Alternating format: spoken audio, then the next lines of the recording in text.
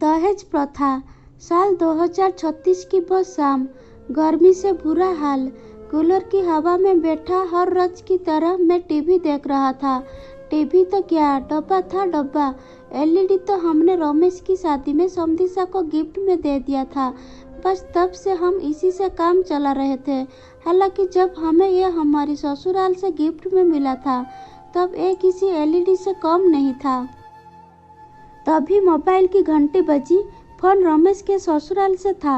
हम गीता को नहीं भेजेंगे, सामने से आवाज आई। कोई बात नहीं, बच्चों की भी अभी छुट्टी चल रही है, कुछ दिन और रहने दो। मैंने कहा, हम उसे अब कभी नहीं भेजेंगे। समधी जी ने कहा, क्या हो गया, अभी तो खुशी खुशी गई थी बहू यहाँ से। मैंने बात को संभालते हुए कहा, वो तो खुश है लेकिन हम खुश नहीं है। आप तो हमारी बेटी को ले गए, अब हमारा ध्यान कौन रखेगा? समधन जी ने पीछे से कहा।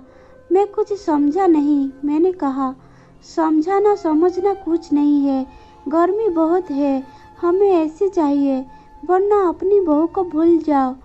और फोन कट गया। मेरे पैरों तले जमीन खिसक गई थी। मुझे तो सब कुछ समझ नहीं आ रहा था कि मैं क्या करूं। हालांकि मुझे इतना जरूर पता था कि जिस चीज की वे लोग मांग कर रहे थे वो दहेज था। मैंने रमेश को आवाज लगाई, बहू के साथ कुछ झगड़ा हुआ था क्या? मैंने पूछा। नहीं तो वो तो बहुत खुशी से जा रही थी, बहुत दिनों बाद अपने मम्मी पापा से जो मिलने वाली थी। पर हुआ क्या, वे अब बहू को नहीं भेजेंगे। फोन पर अभी उन्होंने एसी की मांग की है। लेकिन पापा, ऐसा कैसे हो सकता है? गीता को तो पता है कि शादी का कर्जा ही अभी उतरा नहीं है, तो फिर यह ऐसी। रमेश ने गीता को कसूरवार ठहराया। बातचीत अब कौतूहल का विषय बनती जा रही थी। रमेश की माँ, जो काफी देर से रसोई से हमारी बातों को आटे की पिटाई करते हुए सुन रही थी, अब बातचीत का हिस्सा थी। यह भी तो हो सकता है कि बहू को इस बारे में कुछ पता ही ना हो, रमेश की माँ ने कहा। किसी सास का अपनी बहू पर इस तरह का विश्वास मैंने पहली बार देखा था। क्या हुआ दादू? रमेश की छोटी बेटी ने कहा। शायद समाज के इस पहलू ने उसे भी अपनी किताबी दुनिया से बाहर आने पर मजबूर कर दिया। तुम अभी छोटी हो, तुम नहीं समझोगी, रमेश ने उसे टोकते हुए कहा। क्यों नहीं समझूंगी? मुझे पता है आप लोग दहेज की बात कर रहे हैं। छोटी के इस शब्द दहेज ने सभी को स्तब्ध करके रख दिया। मैंने अपनी हिंदी की किताब में पढ़ा था दहेज के बारे में। शादी के समय वर पक्ष द्वारा वधू पक्ष से किए गए उपहार की मांग को ही दहेज कहते हैं। दहेज की परिभाषा देखकर छोटे ने अपने बड़े हो जाने का प्रमाण तो दिया, लेकिन इस शब्द की गहराई से वो बिल्कुल अनजान थी। लेकिन दादू, ये प्रथा तो कब से बंद हो गई। और वैसे भी दहेज तो लड़के वाले मांगते हैं ना, तो फिर नाना जी हमसे क्यों मांग रहे हैं? छोटी ने कहा। छोटी के इन सवालों ने मुझे वापस अपनी उस दुनिया में ले जाकर खड़ा कर दिया जहां मैं कभी इन मुद्दों पर अपनी राय रखता था। बोलो ना दादू, छोटी ने फिर कहा। मैंने छोटी के सर पर प्यार भरा हाथ रखा। बात तब की है बेटा, जब भारत सोने की चिड़िया था। लोग इतने धनवान थे कि शादियों में दिल खोलकर खर्चा करते थे और बड़े बड़े उपहार देते थे। समय के साथ भारत सोने की चिड़िया तो नहीं रहा, पर उपहार देना एक प्रथा बन गई और धीरे धीरे यह प्रथा सिर्फ लड़की वालों के लिए रह गई। लोग अब शादी के लिए बड़े बड़े उपहारों की मांग करने लगे और जन्म हुआ दहेज प्रथा का। समय के साथ दहेज ने अपना भयानक रूप दिखाया और जो लोग दहेज देने में सक्षम नहीं थे वे लड़कियों को बोझ समझने लगे। दहेज के लालच में लोगों ने अपनी बहुओं को प्रताड़ित करना शुरू कर दिया।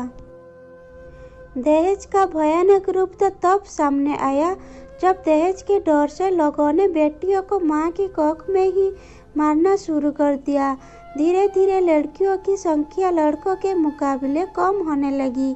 लड़कियों ने भी अपनी अस्तित्व को बचाने के लिए जी तोड़ मेहनत करना शुरू किया। अब लड़कियां हर क्षेत्र में लड़कों से कंधा मिलाकर चलने लगी, लेकिन लड़कियों की संख्या में हुई वो कमी आज भी है। और इसीलिए शादी के लिए आज लड़की वालों की तरफ से पैसों और उपहारों की मांग की जाने लगी।